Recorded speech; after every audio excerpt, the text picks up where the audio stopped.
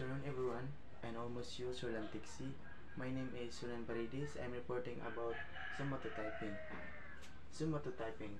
Ang somatotyping kay pinaagi ang somatotyping kay isa ka method techniques or used to classify kay may bawaan na to ang lain-lain nga physical characteristics ug lain-lain sa nga body types. Na-develop ang somatotyping pinaagi ni William H. Sheldons kay aside sa siya may naka-discovered, siya sab ang nag-inventa ni. According to William H. Sheldon, there are three means of somatotyping.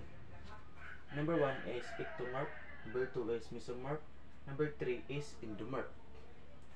Number 1, ectomorph has following characteristics: long arm and legs, and then short upper body, narrow shoulder, has a long chin and little muscles and very low fats.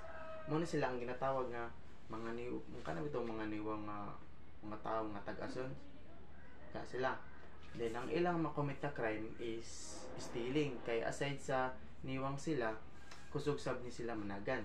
Then number 2 is mesomorph. The mesomorph is muscular persons and strong persons. Then ang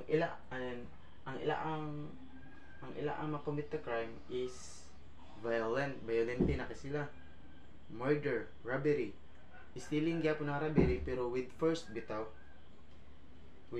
and serious physical injuries and sexual assault. Then the endomorph is mo sila ang mga round, soft, and curvy kanang mga tambukon, kanang mga chubby person. Then ang ilang makomit crime is maayo makisocialize, kanang itong maayo makigistorya. Then dayon makuha nila ang imong bitaw, ila ang attention. They can get your attention and they can get your sympathy. That's all. Thank you, sir.